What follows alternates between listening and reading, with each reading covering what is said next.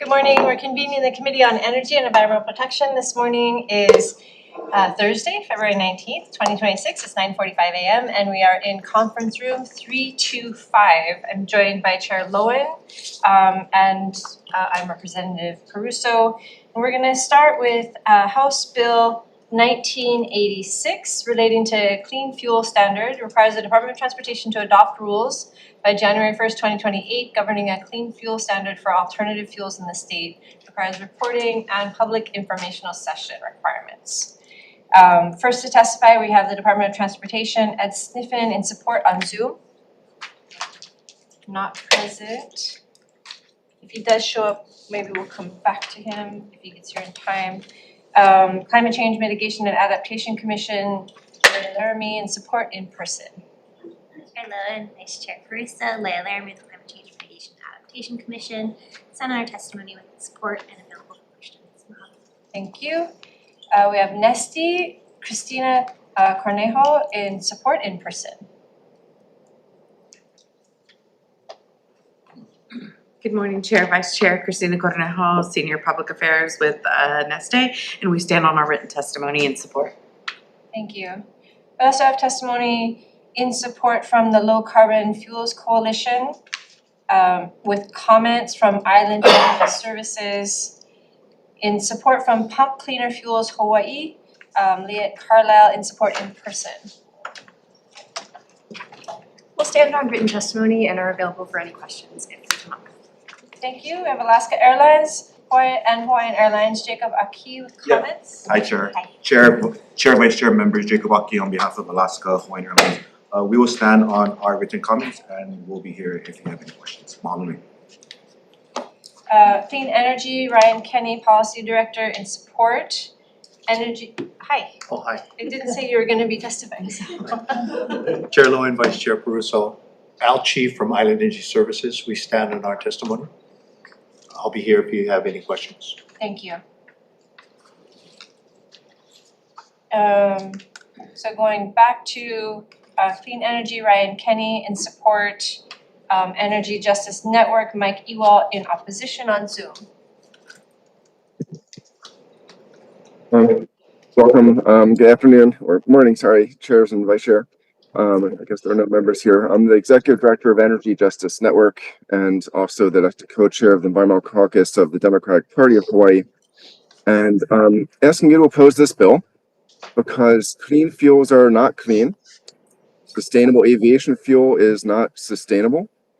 And there is a big economic problem with pushing policies that are aiming to move from fossil fuels to biofuels or waste-based fuels within less than a 2-decade time between now and 2045, when we're going to have to move the state again in a second major industrial transition to fuels that are carbon-free. These so-called sustainable and clean fuels are not carbon-free. They have carbon. They emit greenhouse gases when they are burned, not to mention lots of problems in the production systems, most of which are not even in the state because they can't grow much of it in the state. There's not enough land or water to do so.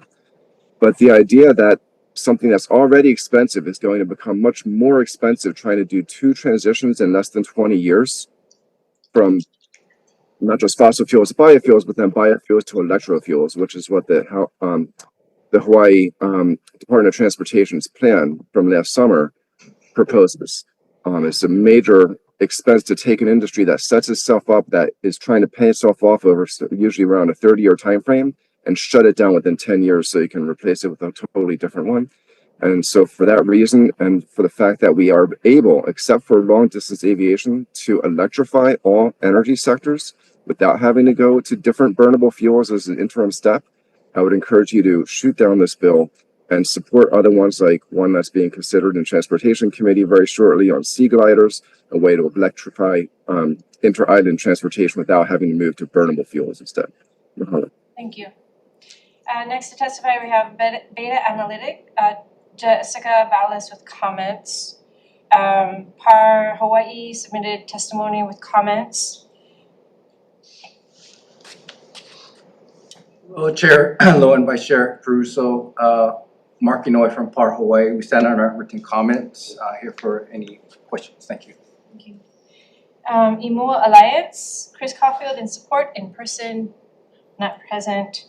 Rivian, Abigail Ramsden in support. Environmental Caucus of Democratic Party of Hawaii, Alan Burdick in opposition. Life of the Land, Henry Curtis in support, in person. Aloha Chair, Vice Chair, Henry Curtis, Executive Director of Life of the Land. As a previous speaker said, we can electrify everything. The problem is we can't do it all at once. And there is no plan to electrify everything all at once by 2045. Islands are different than continents. There needs to be an understanding of that. We need to find ways of gradually reducing our greenhouse gases. It's better to take some steps than to refuse to take any steps. We support the bill. Mahalo. Thank you. Coalition for Renewable Natural Gas, Yanni Arceus in support on Zoom. Thank you, Chair, Vice Chair. My name is Yanni Arceus, State Government Affairs Manager for the RNG Coalition, sending in strong support with our testimony. Thank you. Thank you. We also have 22 individuals in support on this measure, as well as 6 individuals in opposition. Is there anyone else who wishes to testify on this measure? Chair, Vice Chair, and committee members, Laura Ka'ako for Hawaii Department of Transportation. Apologies for being late. We stand on our testimony and support and are here for questions. Thank you. Thank you. Is there anyone else who wishes to testify? Please come forward. Hello, I'm Ted Metros, Chair, Vice Chair. Glad to be here. I previously managed PAR Hawaii's renewable fuel standards. It's a very big challenge. The federal program has us at 13.3%.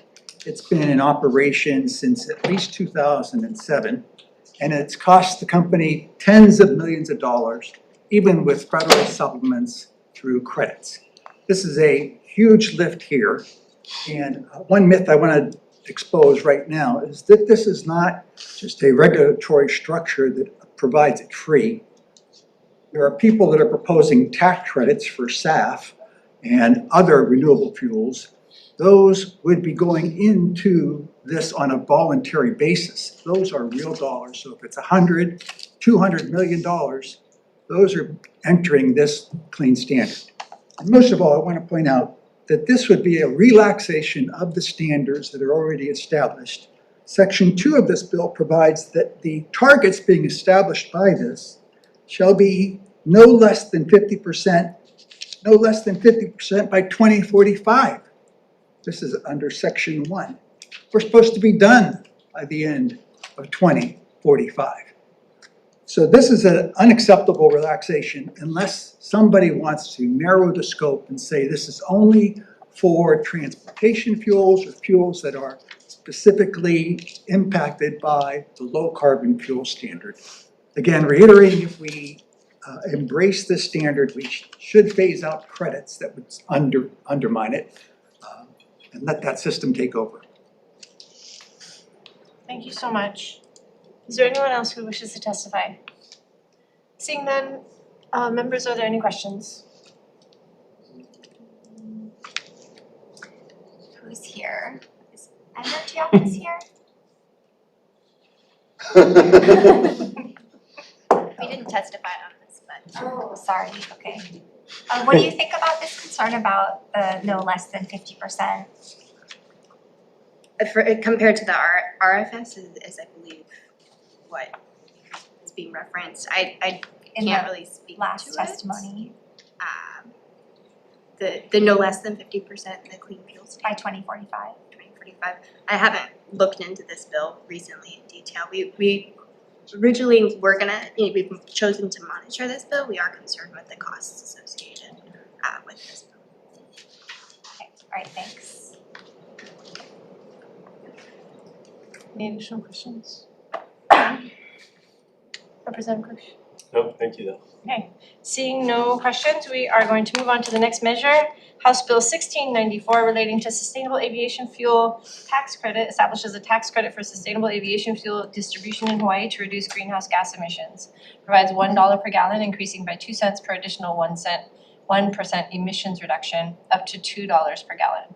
Caps total credits at 20 million annually with carried over provisions. Requires reporting to ensure transparency and compliance. Applies to taxable years beginning December 31st, 2026 and sunsets on December 31st, 2035. First to testify in this measure, we have Hawaii Department of Taxation with comments in person. Good morning, Chair, Vice Chair, Committee Member. Garrison Kurth on behalf of the Department of Taxation will stand on our written testimony providing comments on administration. I'm here for questions on that. Thank you. Thank you. We also have testimony and support from Kohala Coast Resort Association and Island Energy Services, Albert Chi, with comments in person.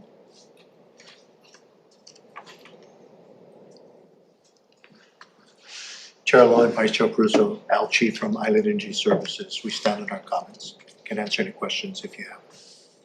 Thank you.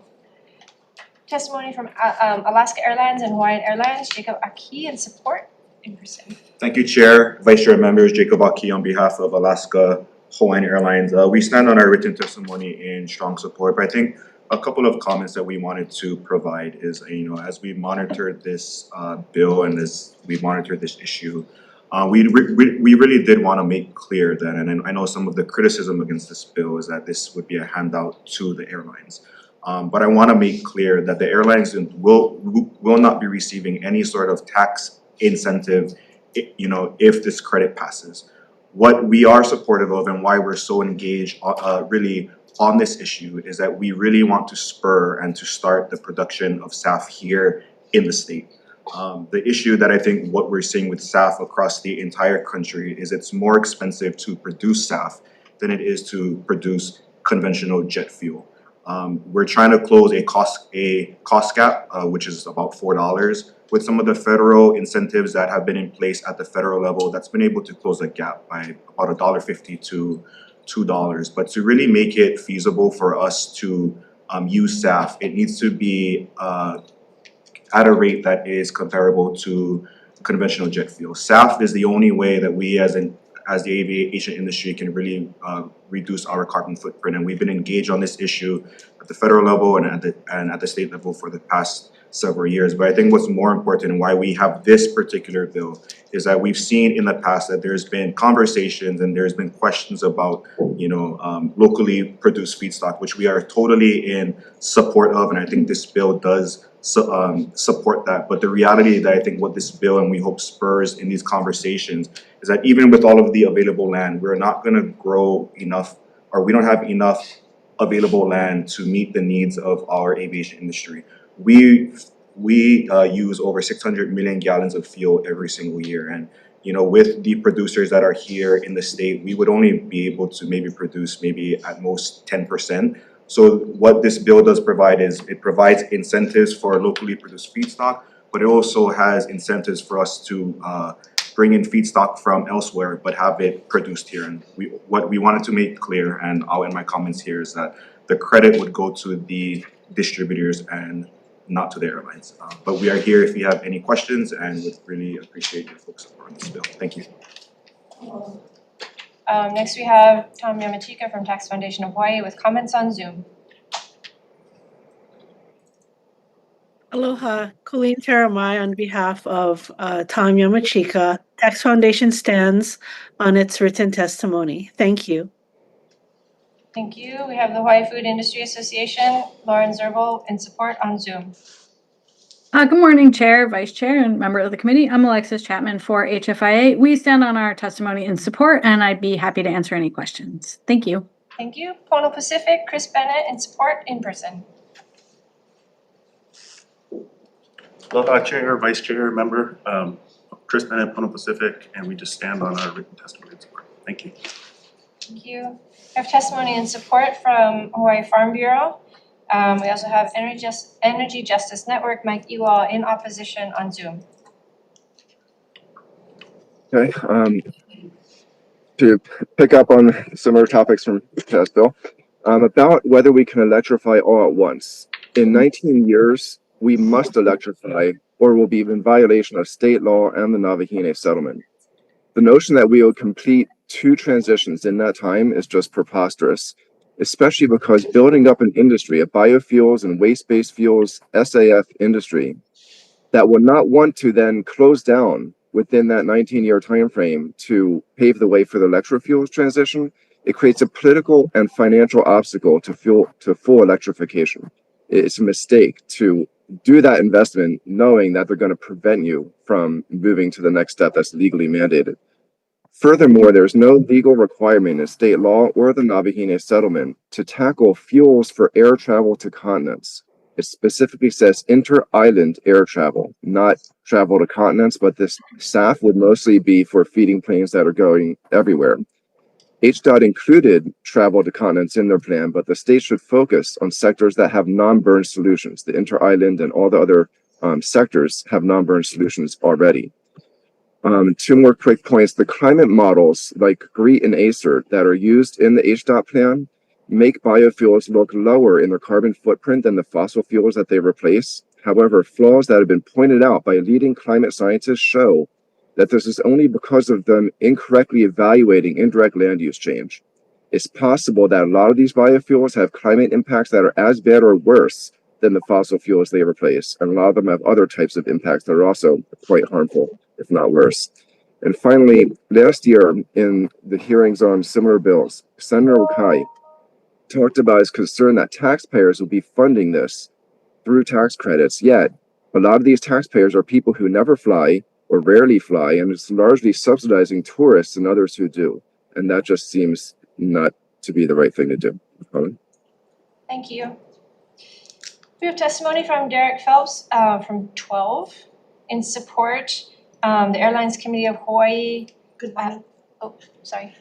Lori Lim on behalf of the Airlines Committee of Hawaii will stand on our testimony in strong support. Thank you. Thank you so much. PAR Hawaii, Mark Inouye or Eric Wright in support in person. Hello, Chair, Vice Chair, Member Mark Inouye from PAR Hawaii. We do stand in support of HB 1694. Be here for any questions. Thank you. Thank you. Imu Alliance, Chris Caulfield in support in person, not present. Hawaii Renewable Fuels Coalition, Naheilani Parsons. Aloha Chair, Vice Chair, members of the committee. Naheilani Parsons on behalf of the Hawaii Renewable Fuels Coalition in support of this measure. As we stand before the Energy and Environment Committee, we recognize that aviation accounts for over 50% of our greenhouse gas emissions. And while we acknowledge that SAF is not currently produced in Hawaii, it takes policies like this to help us grow and incentivize that market. One of the great benefits we have right now is that we don't need additional infrastructure or any additional investment by the state for putting it in place. Our fuel producers will have the renewable diesel we need this year, and that can be blended to make sustainable aviation fuel. Bridging that gap, as the airlines mentioned in their testimony, is a key proponent of making it realistic and making it affordable. And over time, although it might be a 0% now produced, by the end of the year it could be really significant, and that impact on that that greenhouse gas emissions for the state are really impactful, especially for the Navajene, but also just for our clean energy goals. Thank you for the opportunity to testify and available for your questions. Thank you. We have Environmental Caucus of the Democratic Party of Hawaii, Alan Burdick in opposition. Life of the Land, Henry Curtis in opposition. Aloha, Chair, Vice Chair, and committee members. Henry Curtis, Executive Director of Life of the Land. The reason we oppose this is we think 1695 is a bit stronger, right? Did I get my testimony correct? We think this bill should be put into 1695 because 1695 has a broader title. This bill is better than the 1695. And that way 1694 would either have the current stuff or be held. But the interesting point is, although it has a 92F clause in it that says the public can have access to the documents, which is important, there's no mechanism to determine when the documents are available and no ability to influence anything. So this has to have stronger disclosure requirements. Mahalo. Thank you. We have Ted Metrose in opposition in person. Yes, hello, I am Ted Metros. I am also the whistleblower on the PAR Hawaii FTZ tax case. This bill, along with the other bill, could provide PAR Hawaii with $42.5 million in tax credits per year, completely undermining the efforts. So I have proposed language in the bill to limit that exposure. That's not the only reason to oppose this bill. This bill's been characterized as a bridge. This is a bridge to nowhere. We cannot develop the amount of SAF that is needed through this bill. This would provide maybe 13 million gallons. You heard from the airlines, they say we need 600 million. 600 million times $1.50 is well over $1 billion. How are we going to get there? Through economies of scale, credits? Look, we aren't even going to have an opportunity for some breakthrough with power to fuel programs because we're going to be locked into this says 10-year, but it's going to be a 15-year program at least because there's 5-year rollover programs. If you're going to adopt any element of this, even though there are some drawbacks, this money should be put in strictly to inter-island fares, and then this first effort alone, this first 13 million would cover 20% of our inter-island air. You heard about 60 million gallons a year. So at least it gets us up and going and headed in the right direction where our priorities are already established by HRS. Thank you. Thank you. We also have testimony from one additional individual in support and 5 individuals in opposition. Is there anyone else who wishes to testify on this measure? Aloha, since I'm here, Laura Ka'akua from Hawaii Department of Transportation. We did submit testimony in support, and I just wanted to maybe clarify how the different bills before you today relating to cleaner fuels might interact with each other. We see the clean fuel standard as a long-term strategy with a slower curve, looking at affordability for residents as a top priority. The way that the bill is written now, I think we have to adopt rules by 2028. It'll take us at least an additional year to actually implement the program. And so without the short-term strategies of these tax credits, we will continue to not have SAF at all in Hawaii. And so that's why we're supporting both the long-term strategy of the clean fuel standard plus the short-term strategy of the tax credits meant to jumpstart the industry. And I'm here for questions. Thank you. Thank you. Is there anyone else wishing to testify on this measure? Members, any questions? I guess DOT. Have you done some analysis on like what would be the actual impact of this? I mean, you claim that it will jumpstart a local industry, but do we really know that to be the case? And if it did, what percent of the fuel produced, I mean, given the large need, what percent of the fuel we were able to produce would it be of the total demand? So just pertaining to the SAF tax credits, what is known is the max amount, right? Because there is that $20 million cap. Potentially with the additional cap in the renewable fuels tax credit, we can be confident in having SAF in Hawaii, right, up to the gallons that are supported by that cap. But those gallons are what percent of the total demand? They're a very small percent of the total demand per year. So it's not, that's the known need. 1%, less than 1%? Oh, I'm sorry, I don't have the exact calculation in mind right now. Really, though, we're not looking at it as only supporting what is going to be capped, right? We're looking at this, there is a sunset date on this because once the systems are put in place, once Hawaii is on the map as an area that does have incentives for SAF to come in, that will actually pair with the ramp up of the clean fuel standard. So once the sunsets from the tax credits, once the tax credits go away, the clean fuel standard will have ramped up to hopefully be able to sustain. It'll be less than what's given by the tax credits, but it should have, it might not be $1, or it will not be $1 per gallon, but it could be around 20 cents per gallon in the clean fuel standard to sustain it over the long term. And what kind of local feedstocks would be available in Hawaii?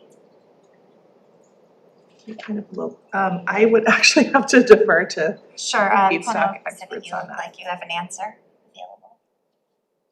available. I would also, Chris Bennett, Pono Pacific. I would also like to clarify that the SAF bill doesn't directly have any ag component in it, so we are supportive of it to uplift the general industry.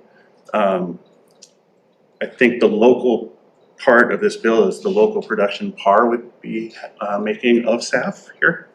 And they are scheduled to be online, I believe, within a month, producing full SAF locally. But this is not a producer's tax credit, this is a distributor's tax credit. So this would encompass other producers of fuel as well. Meaning imported fuel? Yes. Yeah, okay, thanks. No, it's SAF. Okay. All right, seeing no additional questions, we're gonna move on to House Bill 1695 HD1 relating to renewable fuel. This expands the provisions of the renewable fuels production tax credit and applies to taxable years beginning after December 31st, 2025, effective date. So the first to testify on this measure is Hawaii State Energy Office. Comments in person. Morning Chair, Vice Chair, and member of the committee, Monique Sanfus. We stand on our written comments. I am available for questions and happy to answer any. Thank you. Thank you. Hawaii Department of Taxation, with comments in person. Good morning again, Garrison Kurth from the Department of Taxation. We'll stand on our written comments providing testimony on administration, and I'm here for questions. Thank you. Thank you. Now we have Department of Transportation, Ed Sniffen, Director in Support. Laura Kakua for Hawaii Department of Transportation. We stand on our testimony and support.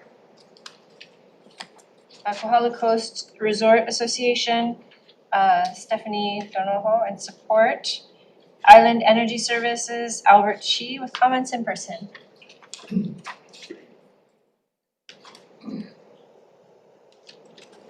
Chair Lowy and Vice Chair Peruso, as earlier testifiers has indicated, the total demand is likely not going to be able to be served by on-island production.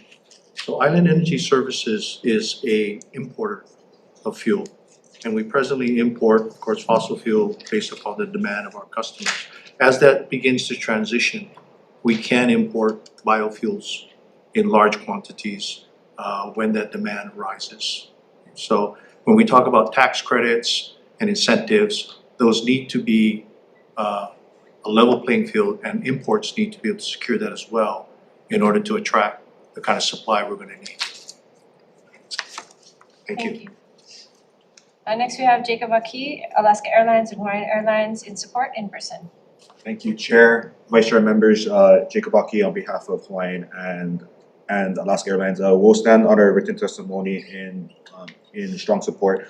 But just another comment that we wanted to add is I think, any incentive to incentivize the production of SAF really is key in sending a market signal, that there are incentives for outside investments into the state with, within the broader SAF industry. We are supportive of any vehicle that does look to upstart the production of SAF here. Thus, we are in strong support of this bill. Thank you. Thank you. Tax Foundation of Hawaii, Tom Yamachika with comments on Zoom. Aloha, Colleen Taramai on behalf of President Tom Yamachika. Tax Foundation stands on its written testimony. Thank you. Thank you. Pono Pacific, Chris Bennett in support in person. Aloha, Chris Bennett with Pono Pacific in strong support of HB 1695. This policy has significant implications for Hawaii's economy, spanning power generation, transportation, and agriculture. HB 1695's low emission renewable fuel credit will help make locally grown feedstocks economically viable and create new agricultural opportunities for farmers, but also help cattle ranchers, egg producers, and others by providing a new source of animal feed. We do request that you amend the definition of renewable feedstocks to specifically include camelina. It currently includes oil crops, not limited to algae, canola, jatropha, palm, soybean, and sunflower. Thank you. Thank you. We have testimony and support from Hawaii Farm Bureau, Brian Miyamoto. Also Energy Justice Network, Mike Ewell in opposition on Zoom. Thank you, Chair, Co-Chair, Member.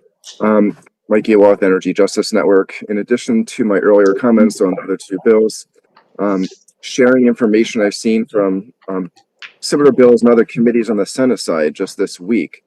There was testimony showing that in answer to your question, Chair Lowen, about how much can be produced in the state, the answer was between about 4 and 10% that could be produced in state. The rest would be imported from continents on fossil fuel tankers, of course.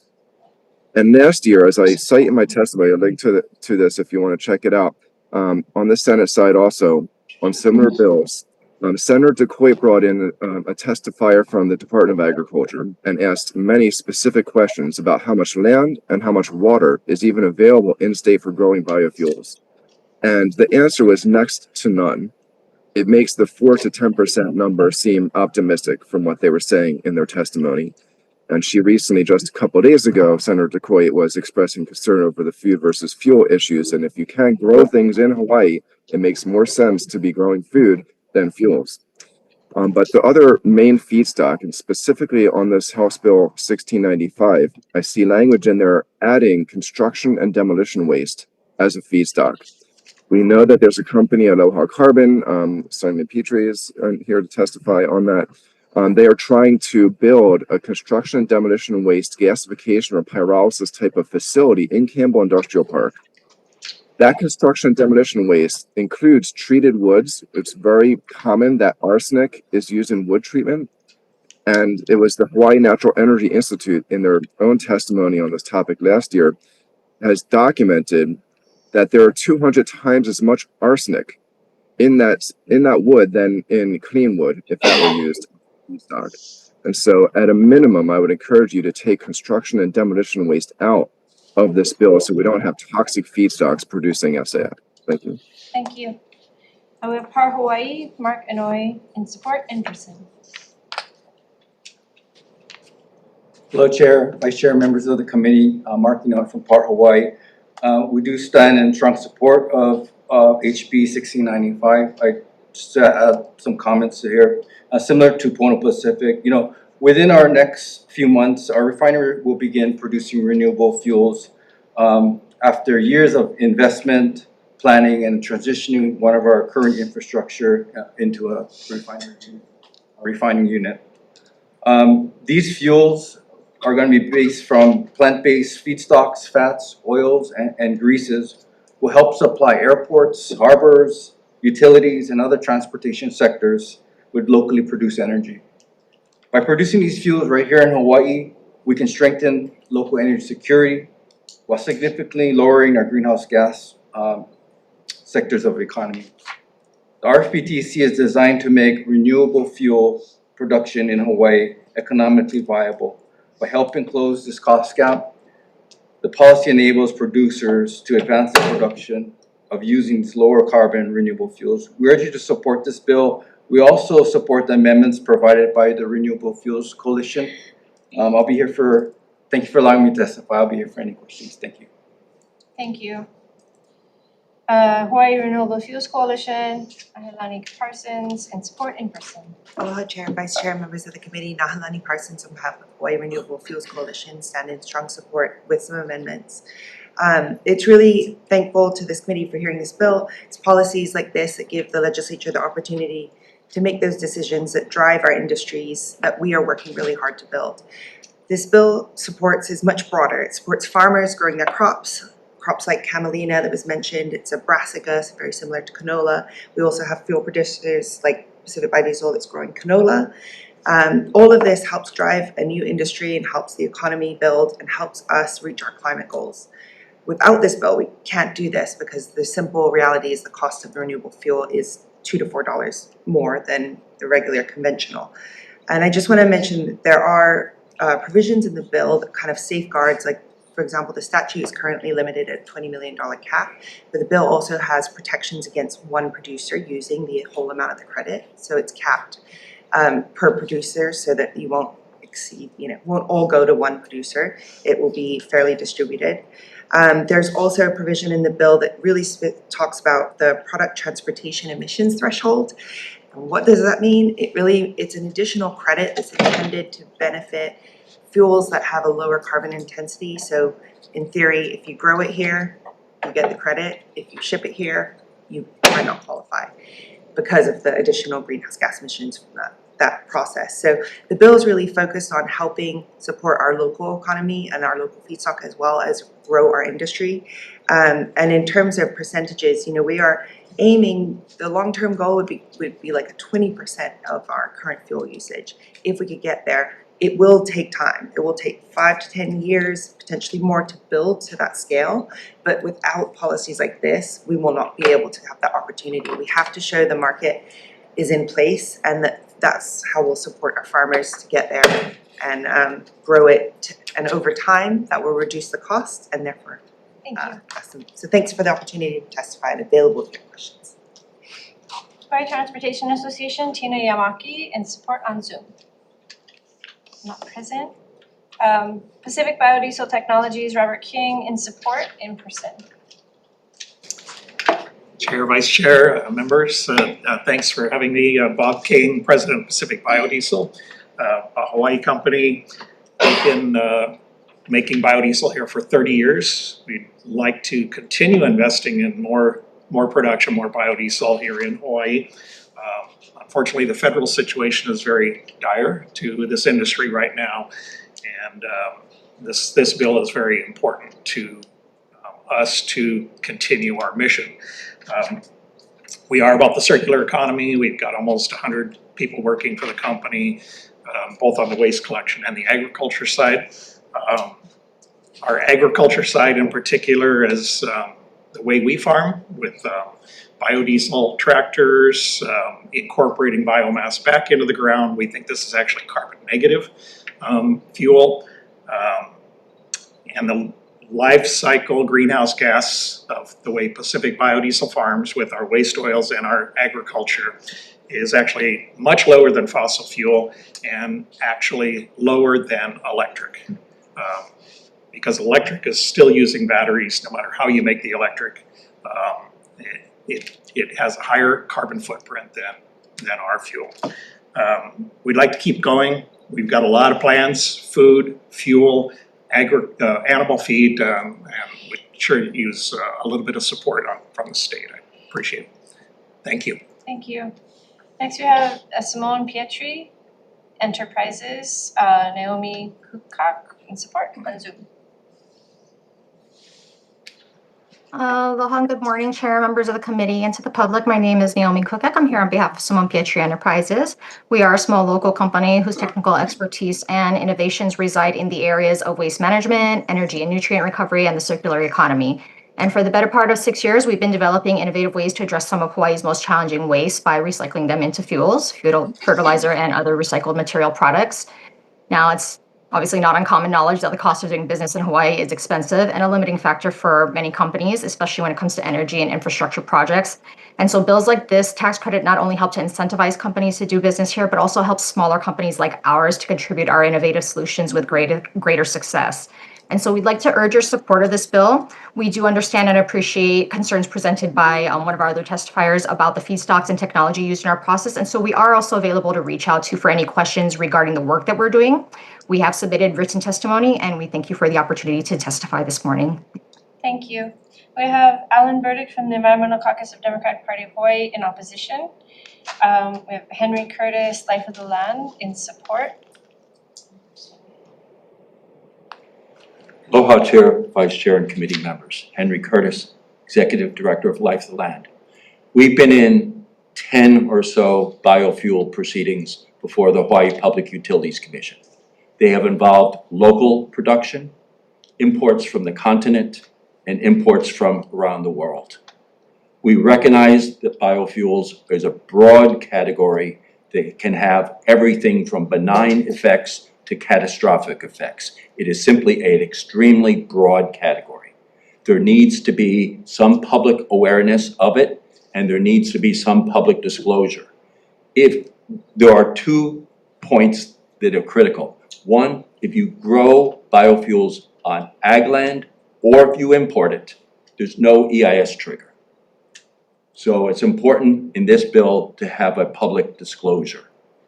The second point is we have seen no path for Oahu or Maui to reach 100% electrification without 5 to 20% liquid fuels. There are many people out there who will say magically 2045 we will have a solution, so don't worry. But none of them have come forward with any kind of concrete plan that shows a remote possibility of doing it without liquid fuels. Mahalo. Thank you. We also have testimony in support from the Coalition for Renewable Natural Gas. Yanni Perseus, not present. Kapolei Chamber of Commerce, Karen Polk in support. And then we have 3 individuals in opposition and 1 additional individual in support. Is there anyone else who'd like to testify on this measure? Mr. Metros. Yes, Chair, Vice Chair. This bill is embracing so many falsehoods, it's hard to believe. Let's start with the production notion. A report has already been conducted, about 600 gallons per acre. PAR's facility is going to produce 600 million acres. That would take 100,000 acres to cover just PAR's production alone. The Hawaii only has 125 acres in ag service. Pono Pacific said, oh, we're going to do 25%, 25,000 acres.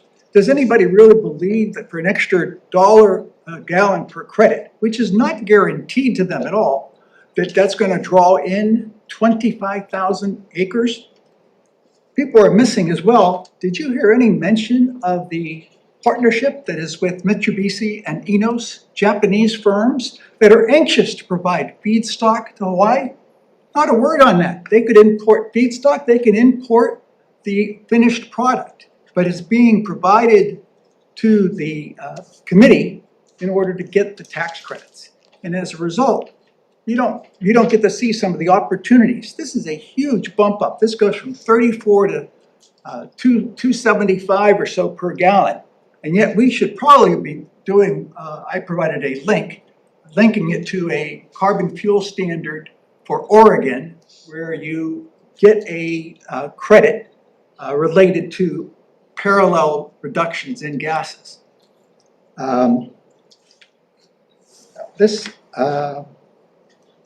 want to state right now, this bill, to convey the point, this bill states that it's for renewable production facilities within and outside the state. So the whole notion that things are going to be done here only, and that's the justification, that should not enter your consideration. The only thing that's relevant is what keeps things in the state. And that is, do you have a threshold dollar number so that doesn't make stuff get exported? And that number is California's low carbon fuel standard. And I want to tell you, the old premise has changed. It used to be $1 a gallon. It's down now to less than 50 cents a gallon. I put that in my testimony. If we can just get that threshold established, we should be able to keep more of it here, but we've got to import, and there's got to be other ways than a production tax that is so richly rewarding just a very few select companies. Thank you. Thank you. Is there anyone else who wishes to testify in this measure? Seeing none, members, are there any questions? Sure, yes. Energy Office. Just trying to find in the bill, you were mentioning amendments that strip out HSEO's authority to verify meeting the greenhouse gas emission reduction requirements? Yeah, so that was pages 11 to 14, and I think there's language that can kind of amend that. So I suspect that it was stricken out because of the change of the less than that of fossil fuel. So if it could just be added back in to have us verify whatever the life cycle emissions threshold is. So I think that was pages 11. Just looking for where the stricken language, or is it not? Is it like a whole section? Here, okay, on page 9. Yes. Page 9, 11 through 15. Okay.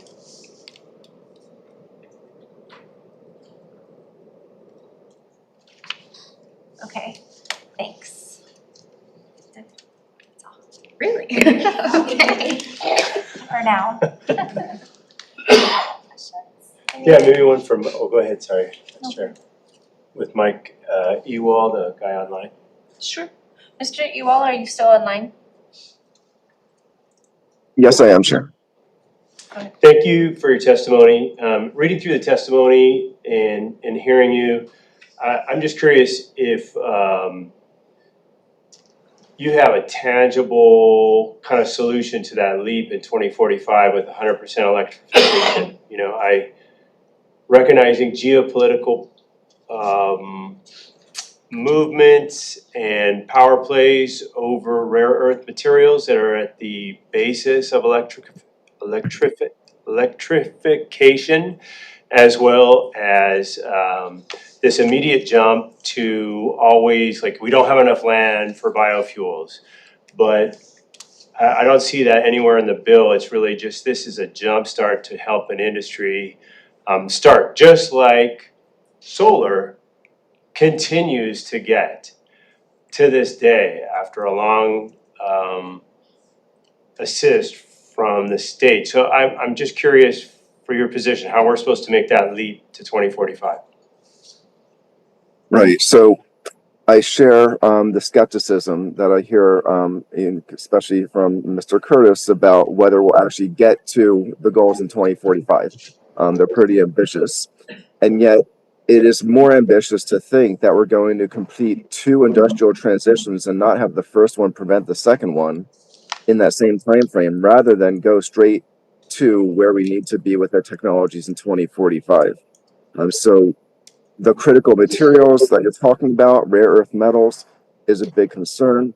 Lithium mining, I hear some misconceptions. Some legislators think it's happening in ocean mining. That's not happening yet. It could, but there is still where lithium is mined and where other materials come from. It's a legitimate concern, and hopefully those will be by 2045 and much sooner. You know, there will be some better technologies for some of them and different materials that are safer and less damaging.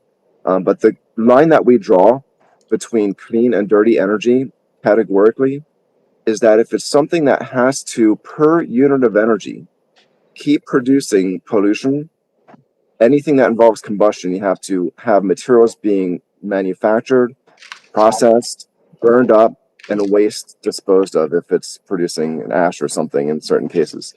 And when you're talking about things that are wind, solar, storage, there's always the production of the machines itself, but once you create them, that continuing damage stops because you don't have the fuel itself that has to create additional environmental harm to make it and burn it. So that's why we'd rather leap to the ultimate solutions that we're aiming for by 2045 in the sectors where we can do it, which is every sector except for flying to continents at this point. Okay, so you don't have a plan then? No one has a plan that would satisfy how are we going to do everything exactly by 2045. Even HDOT's plan is just dreadful. So no, I don't have any answers that anyone else doesn't have either. We do know what is better than other options, and that's why I'm saying pursuing SAF and so-called clean fuels that are burnable is not the way to go. Okay, thank you. Thank you. Other questions? If there are no additional questions, we're going to move on to the next measure, House Bill 2030, relating to transportation affordability requires the Department of Transportation to establish a clean vehicle rebate program to provide rebates for the purchase or lease of new and used zero-emission vehicles and plug-in hybrid electric vehicles. Establishes a clean vehicle special fund. Beginning January 1st, 2027, establishes a transportation affordability and energy security tax. First to testify, we have the Hawaii Department of Taxation with comments in person. Good morning again, Garrison Kurth, Department of Taxation. We'll stand on our testimony and here for questions. Thank you. Hawaii State Energy Office in support in person.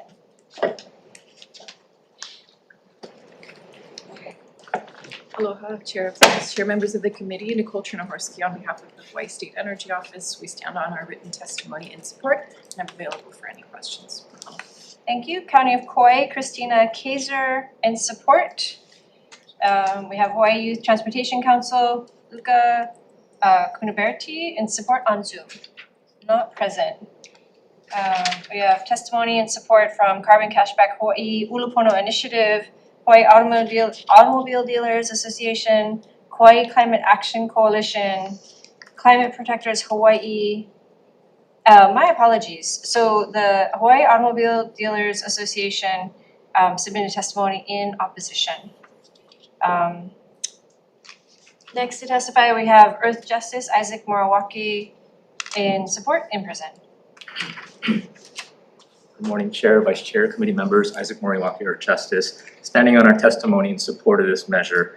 And just noting that we suggest a discrete language clarification to address a drafting wrinkle. So in that provision, directing that the rebate shall be applied at the point of sale, which is the key part of this program, we think it's cleaner to change the language on the manufacturer's suggested retail price to the final sale price. So final sale price would be the cleaned up reference, and yeah, I think that would be clearer and less ambiguous as to how this rebate should work.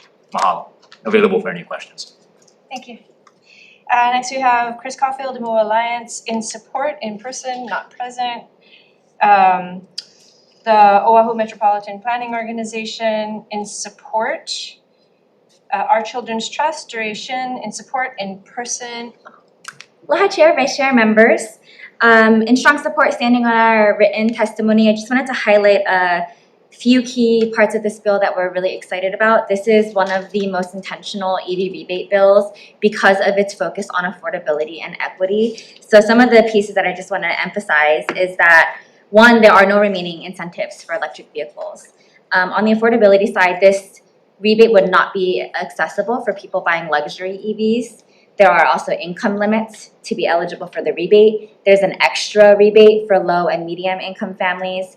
And we're recommending a threshold for the fee so that it will be really easy for new car purchasers to avoid it. And the rebates are also going to be inclusive for used EVs and plug-in hybrids. So those are just some of the many, many facets that are part of this bill that we're really excited about and we urge you to support. Thank you. Thank you. We have Abigail Ramsden from Rivian in support. And additionally, we have 41 individuals in support. Is there anyone who wishes to testify on this measure? Please come forward. Aloha, Chair and Vice Chair and committee members, Laura Kakwa for Hawaii Department of Transportation. We did submit testimony in support on this measure. Apologies if it came in late and didn't make it into the packet, but the department does stand in support of the Clean Vehicle Rebate Program. And I would just like to highlight, we are supporting all four measures before you today because they balance emissions reduction, affordability for local residents, and improving our local energy security. And I want to highlight that our energy security and waste reduction plan found that we do need to implement additional policy changes if we want to even come close to reaching our 2030 and 2045 goals. And so that's why we are supporting all of these measures before you and requesting that the legislature put in policies that will help us implement these programs to reduce emissions and be in compliance. Thank you. Thank you, and maybe we can talk afterwards about your testimony, because I'm not seeing it. Okay, thank you. Chair, Vice Chair, members of the committee, Tiffany Ajima on behalf of the Alliance for Automotive Innovation. I'm sorry that we also submitted late testimony. I have copies for the committee and we'll submit it. We support the intent of this measure, but we do have concerns. We support section 1 of the bill, section 2 of the bill, which would establish the rebate on electric and hybrid vehicles, but we have concerns about the what's typically known as a fee bait for the fee on gasoline vehicles. Thank you. Thank you. Would you like me to turn it on? Yes, please. Thank you. With your long arms. Be of service.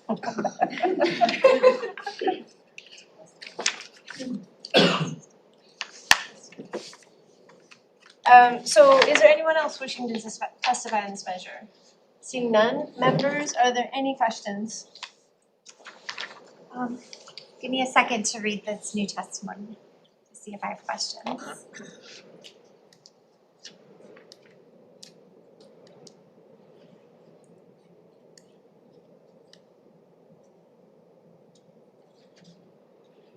Okay, for Sanhai, I guess? She left. Oh. Really? Okay, I don't have any questions. Okay, so yeah. Okay, we're gonna recess and then come back for decision making. Recess.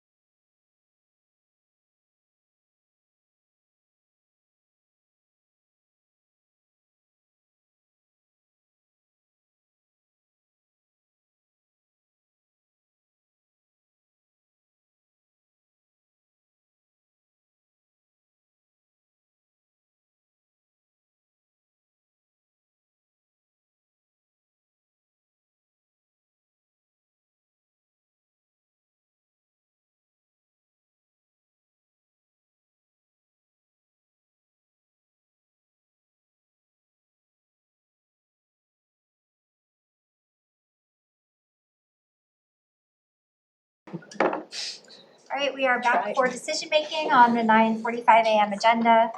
First up, we have House Bill 1986 relating to a clean fuel standard. So for this, we will adopt the suggested amendments of the Hawaii Renewable Fuel Coalition. This already has a defective date, so that's the only amendment, and we'll move this forward. Members, any discussion? Great, seeing none, Vice Chair. House Bill 1986 HD1, Chair's recommendation is to pass with amendments. Chair and Vice Chair voting aye. Representative Chun. Aye. Representative Kahaloa. Aye. Representative Kush. Aye. Representative Quinlan. Aye. Representative Matsumoto. Reservations. Chair, recommendation has been adopted. Thank you. And House Bill 1694 relating to sustainable aviation fuel tax credit. We will adopt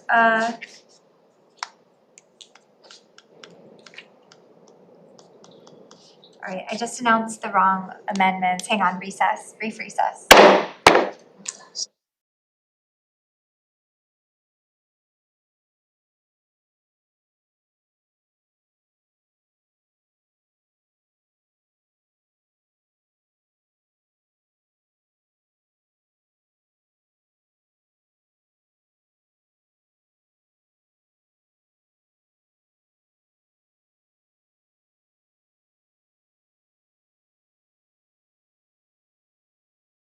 We're gonna retake the vote on House Bill 1986. I just read from the wrong part on my notes. So for House Bill 1986 relating to a clean fuel standard, we are just making technical amendments for clarity, consistency, and style and moving this forward. Members, any discussion? Seeing none, Vice Chair, please take the vote On again. House Bill 1986 HD1, Chair's recommendation is to pass with amendments. Chair and Vice Chair voting aye. Representative Chun. Aye. Representative Kahaloa. Aye. Representative Kush. Aye. Representative Quinlan. Aye. Representative Matsumoto. Reservations. Chair, your recommendation has been adopted. Thank you.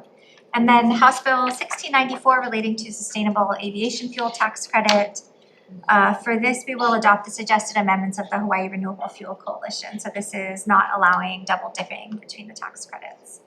That is the only amendment, but I will express that the committee has some concerns about this tax credit and whether it would have a substantial impact on us meeting our goals or not. So with that, we'll move it forward.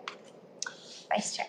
Members, any discussion? If not, Vice Chair, please take the vote. House Bill 1694 HD1, Chair's recommendation is to pass with amendments. Are there any noes or reservations? Seeing none, Chair, your recommendation has been adopted.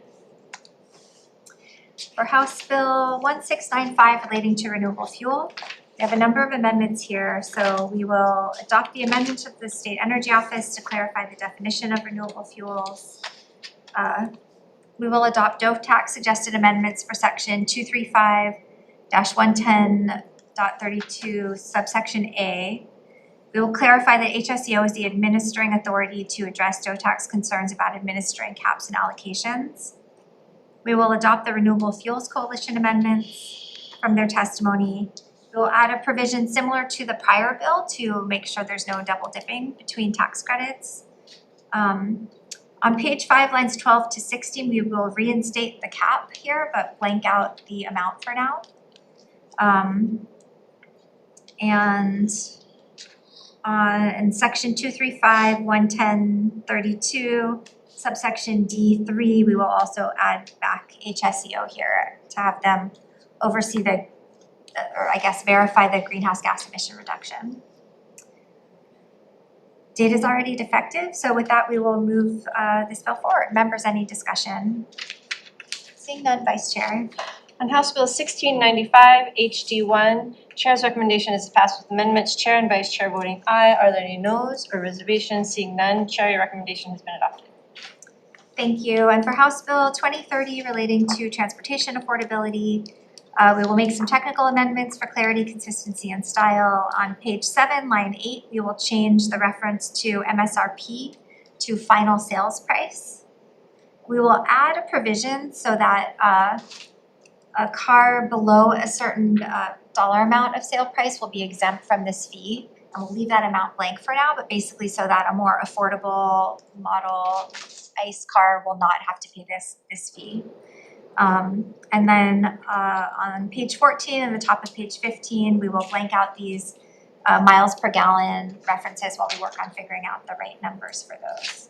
And the date is already defective, so with that, we will move this forward. Members, any discussion? Seeing none, Vice Chair, please take the vote. On House Bill 2030 HD1, Chair's recommendation is to pass with amendments. Chair and Vice Chair voting aye. Are there any noes or reservations? Reservation from Representative Matsumoto. Chair, your recommendation has been adopted. And then last we have House Bill 1673. We're bringing this back for DM from a prior hearing relating to landfill units. So after some back and forth, I think we've decided that everyone is more comfortable with just keeping existing law, so we're going to defer this bill at this time. And we are adjourned.